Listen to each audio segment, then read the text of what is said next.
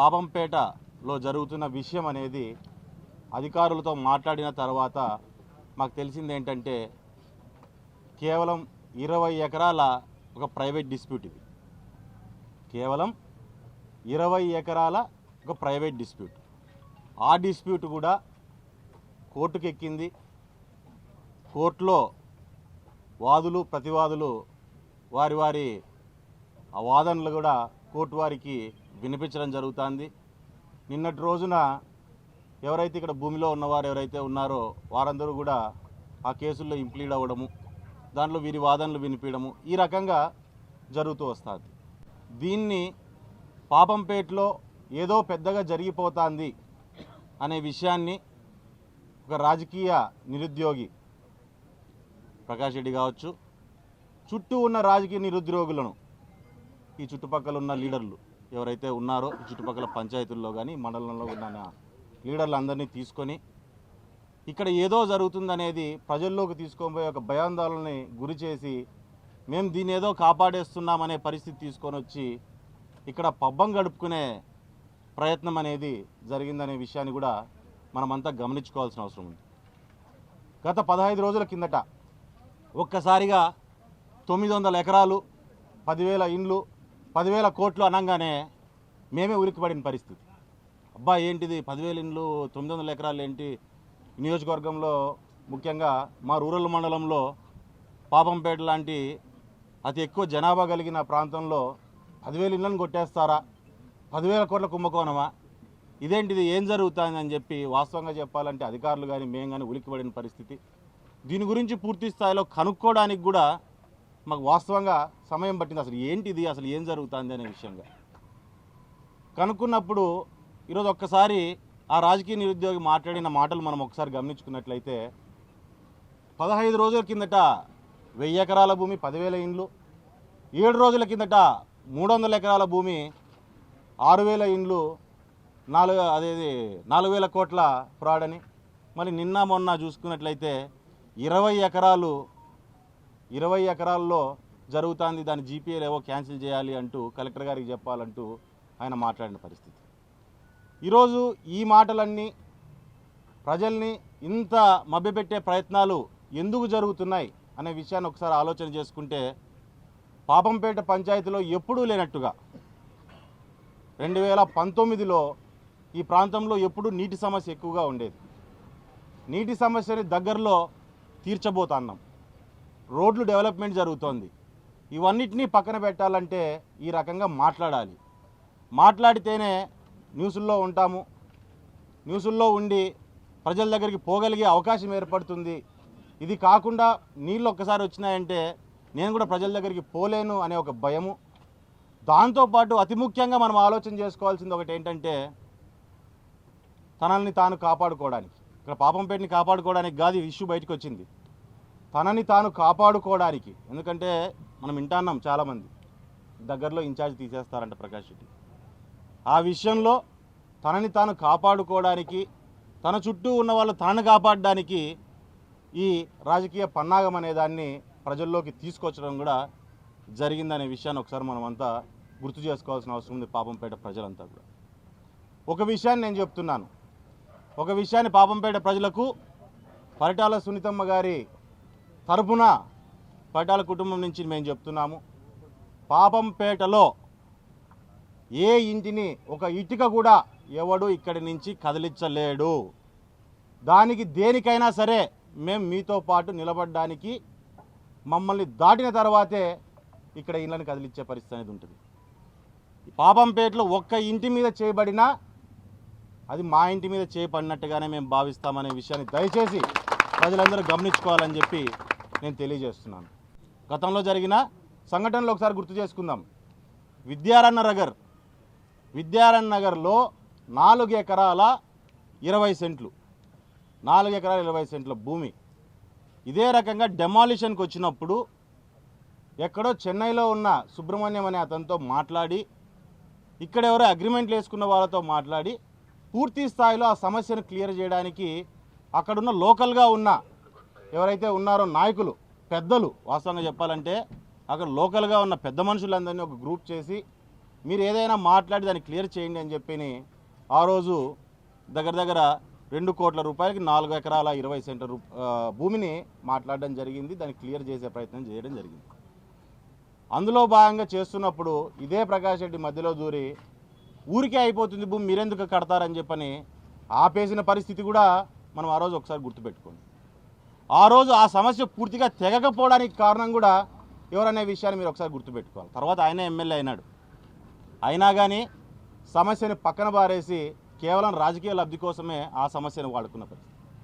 MLA అయిన తర్వాత పక్కనే ఉన్న మరొక 4 ఎకరాల భూమిని 4-5 ఎకరాల భూమిని దాన్ని కూడా ఆ రోజు సాల్వ్ చేసి దాన్ని ఏదైనా క్లియర్ చేద్దామని చెప్పి మేమంతా ప్రయత్నం చేసినప్పుడు లోకల్గా అక్కడ ఉన్న సమస్యను ఏదైతే ఉందో ఆ సమస్యను కూడా పూర్తి స్థాయిలో క్లియర్ చేయాలని ఆలోచన చేసినప్పుడు ఆ సమస్య ఉండడం వలన కూడా ఆ రోజు మాట్లాడలేకపోయినాం. తర్వాత ఈయన కూడా హామీ ఇవ్వడం జరిగింది దాన్ని నేను క్లియర్ చేస్తానని. ఆ తర్వాత వాస్తవాలు మాట్లాడుతున్నా వినండి ఒకసారి. దీన్ని ఖచ్చితంగా వినాల్సిన అవసరం ఉంది. ఎందుకంటే ఇన్ని రోజులు ఈయన చేసిన ఆరోపణలకు ఇదే సమాధానం. ఆయన చేసిన చీకటి ఒప్పందాలే సమాధానం. డైరెక్ట్గా వాళ్ళతో మాట్లాడింది ఒకటే, భూమి నాకు రిజిస్టర్ చేయండి, జనాలతో నేను మాట్లాడుకుంటాను అని మాట్లాడినప్పుడు వాళ్ళు రిజిస్టర్ చేయకపోగా డైరెక్ట్గా మాట్లాడుకొని భూమిలో ఉన్న ఇండ్లు ఎవరైతే ఉన్నారో వాళ్ళలో ఒక 5-6 మందితో సెటిల్ చేసుకోవడం జరిగింది. సెటిల్ చేసుకున్న వెంటనే మీరు ఎందుకు చేసుకుంటారో కోర్టుకు పోండి అని చెప్పని వారిని కోర్టుకు పంపించి డెమాలిషన్ ఆర్డర్ వచ్చేంత వరకు తీసుకొని పోయిన వ్యక్తి ప్రకాష్ రెడ్డి. దీన్ని మర్చిపోవద్దండి. ఎప్పుడైనా సరే మొదటి నుంచి ఈ జిల్లాలో ఈ ప్రాంతాల్లో ప్రజల పక్షాన ప్రజల కోసం నిలబడిన వ్యక్తులు కుటుంబం మాది. ఇప్పటికీ ఎప్పటికైనా సరే మేము నిలబడేది ప్రజల పక్షానే. దాంట్లో నాకు సంబంధించిన వాడు కావచ్చు, అవతలవాడు కావచ్చు, అది వెంకట్ కావచ్చు అంటే ప్రకాష్ రెడ్డి కావచ్చు, అది వాడు కావచ్చు వీడు కావచ్చు, ప్రజలకు ఆపోజిట్గా వస్తే ఎవడైనా నాకు ఒక్కటే అనే విషయాన్ని నేను ఈ సభాముఖంగా మీకు అందరికీ తెలియజేస్తున్నాను. మాట్లాడుతూ నేను ఏం చెప్తున్నాడంటే పులి రక్తం మరిగింది. ఎస్, పులి కడుపును పులే పుడుతుంది, పులి రక్తం మరిగేది కాదు. నేను పులి అయితే నువ్వు పాముగా తయారైనావు.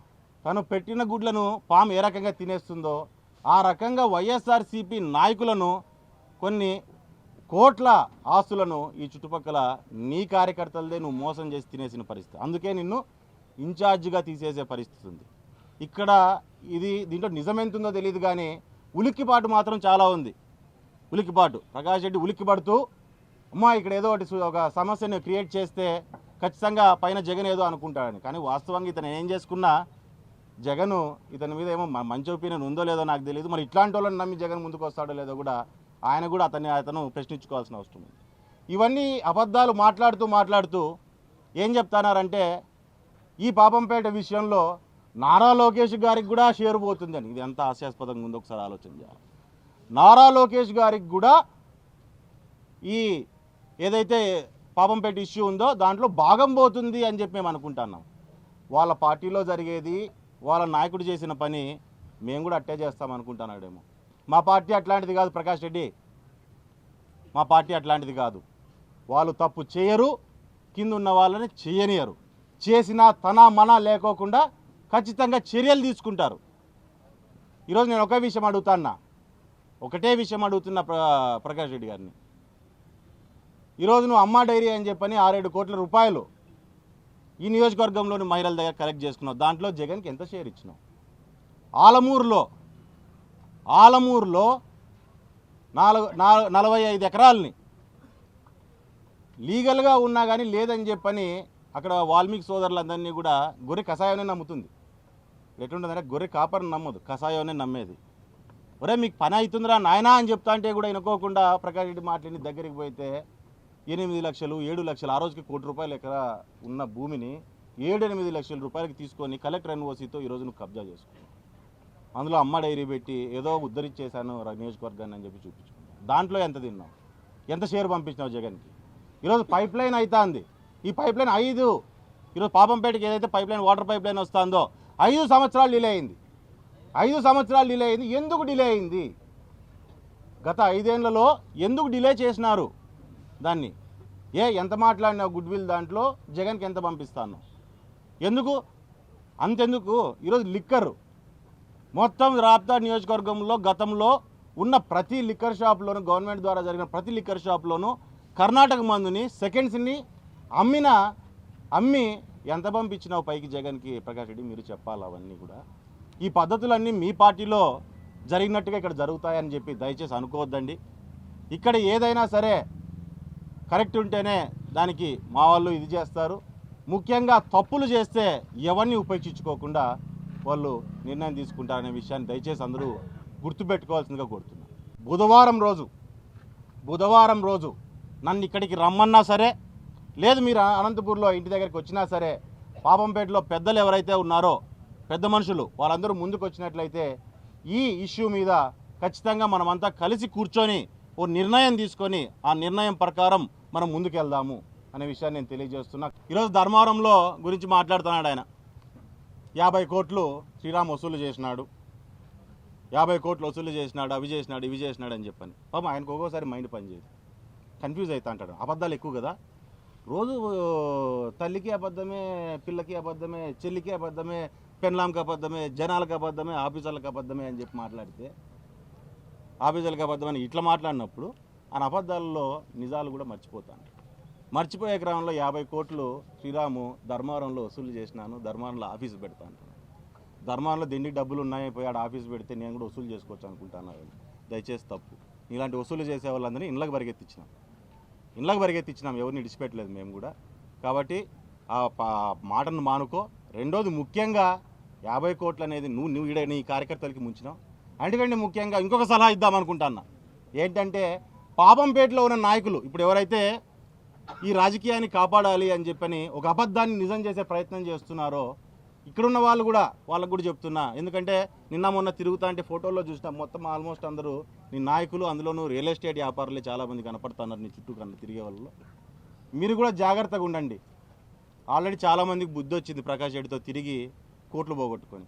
మిమ్మల్ని కూడా మింగుతాడేమో, దయచేసి జాగ్రత్తగా ఉండండి. మీ వంతు కూడా దగ్గర పడింది అని పాపంపేట నాయకులకు కూడా నేను ఒక అడ్వైజ్ లాగా నేను కూడా ఇస్తున్నా అని చెప్పి మీకు కూడా నేను తెలియజేస్తున్నాను.